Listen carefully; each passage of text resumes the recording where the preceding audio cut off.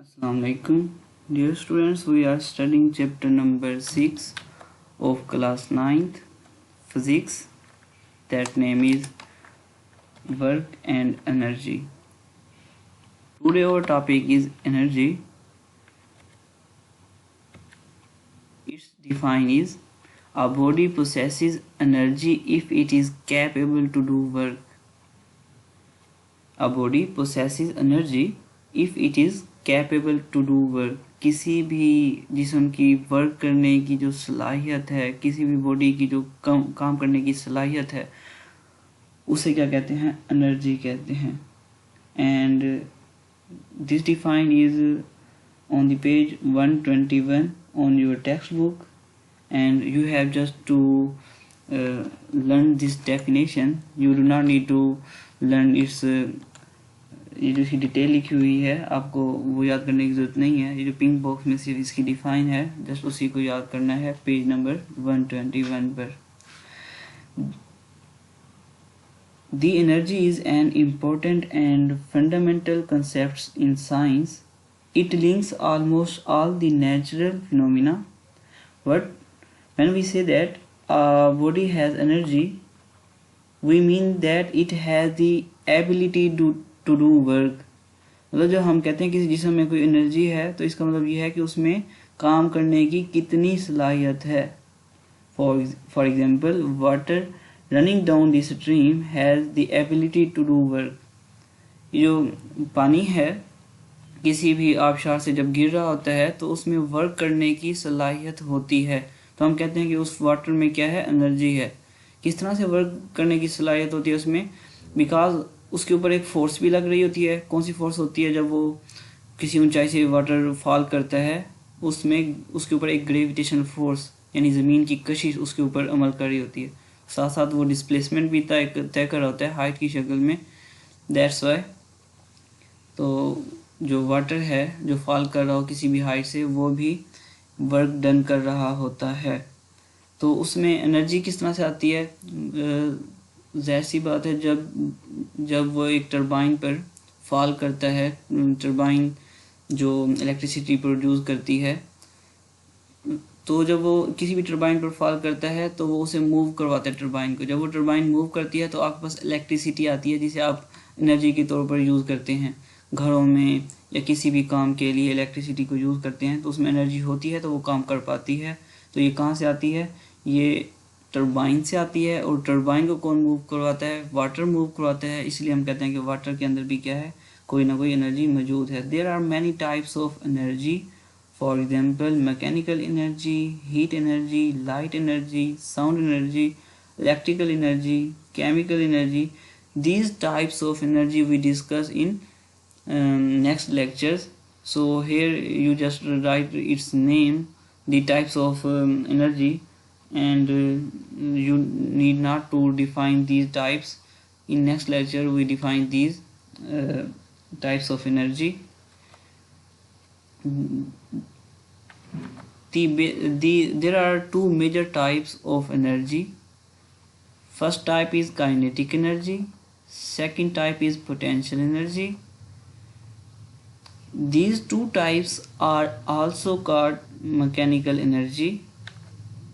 Now in this lecture we discuss what is kinetic energy, and this is an important topic because in paper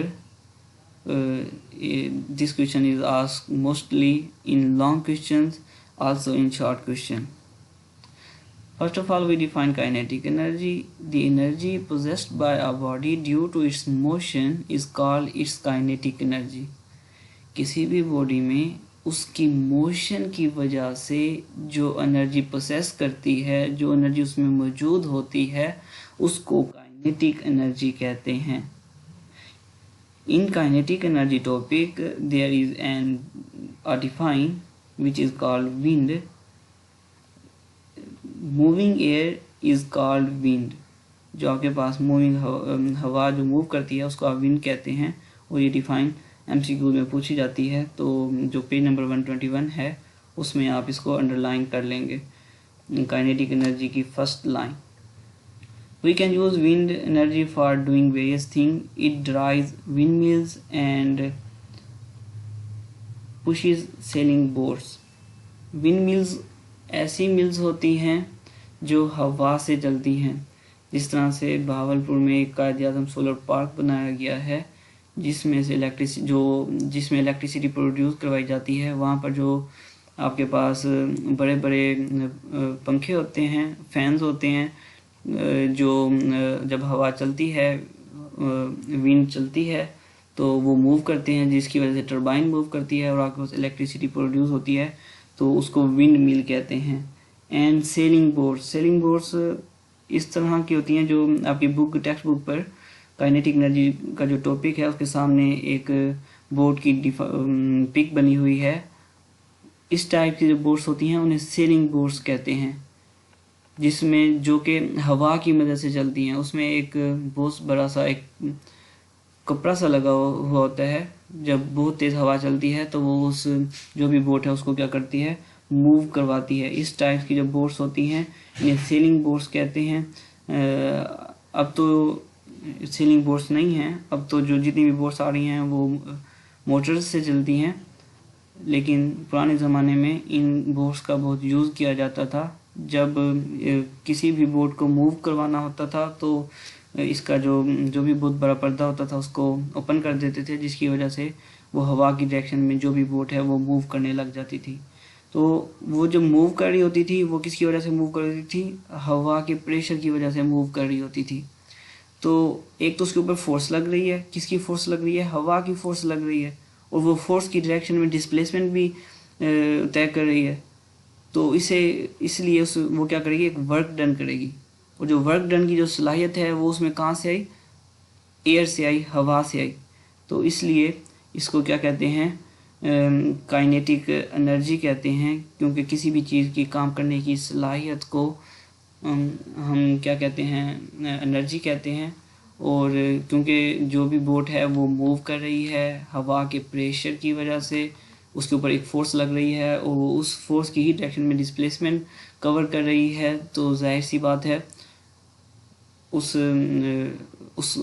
उसने वो जो भी boat है वो क्या करेगी, एक वर्क डन करेगी।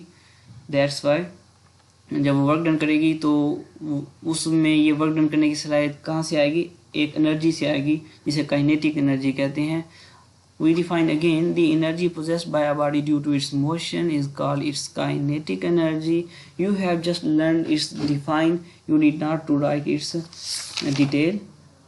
And at page number 122, there is a mathematical form of kinetic energy. First of all, you have to write define. Then you have to write its mathematical form. That is, consider a body of mass m moving with velocity v.